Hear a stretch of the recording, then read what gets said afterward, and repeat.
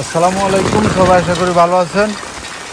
প্রচণ্ড বৃষ্টি হইতে আছে, আর বৃষ্টির মধ্যে এখন মানুষের যে কোরবানের বাজার চলতেছে, এই বাজার নিয়ে মানুষ অনেক টেনশনের ভিতরে আছে। মানে গরু নিয়ে, গরু কীভাবে বাজারে নিব, কী আসা বিষয়। মানে বৃষ্টি একবারে সব এলোমেলো করে দিছে, প্রচুর বৃষ্টি। দেখা যাক ইনশাআল্লাহ শেষ মুহূর্তে বাজার আজকে মিলে কিনা। এই যে গরু অকল মাঠের ভিতরে বাঁধি রেখেছে, দেখতেছেন।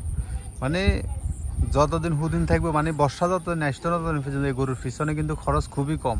যেহেতু এই যে কাঁচা ঘাস, প্রচুর কাঁচা ঘাস, তো এই কারণে মূলত খরচটা খুবই কম। তো এদিকে দেখছেন গরু কোথাও বাঁধি রেখেছে, আর এদিকে আছে আমার খামার বাড়ি। ওই যে দেখতেছেন, এটা হলো আমার খামার বাড়ি আর কি, এইটা।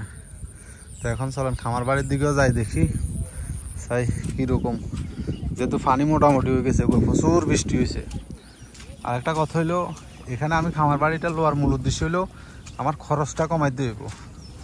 খরচ কমাইতে হইব বলতে, এখানে দেখেন যে কী পরিমাণে কাঁচা ঘাস হয়ে রয়েছে।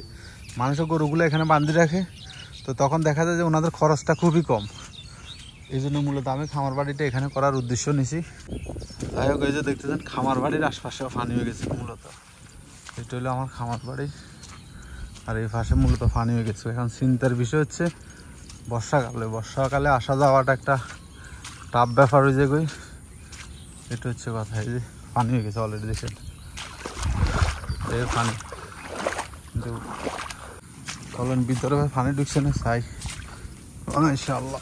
আল্লাহ, খামার বাড়ি চলে গেছি। আমার বাড়িটা ক্লিয়ার আমাদের, এই জন্য কিছু করণ যান না। এই যে ওনার এখানে এখন অনেক কিছু রয়ে গেছে, ওই গালবা আছে দুগা। এই যে অনেকদিন পর দেখবেলা আসলাম যে উনি ক্লিয়ার করছে কিনা, কিন্তু ক্লিয়ার করে না।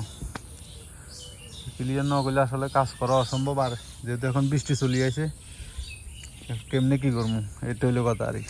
তো মানে আমার খামার বাড়ির এই অবস্থা দেখছে না, মানে কোনো কাজই শুরু করতাম হারি না। শুরু করবার আগে অলরেডি কি বর্ষাকাল চলে আসছে।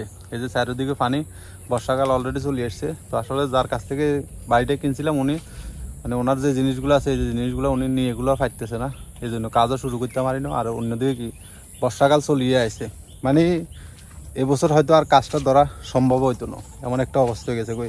এই যে পানি হয়ে গেছে, এর ভিতরে পানি। এখন এখানে মাল থামানো আনন্দটা একটা টাফ বিষয় যাবে। আর চলেন, ভাগ্য মনে হয় খারাপ, এই বছর আর খামার বাড়ির কাম দিতে পারলাম না।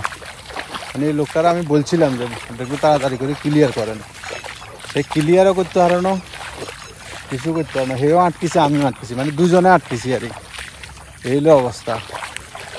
সবাই ভালো থাকি, আল্লাহ হাফেজ।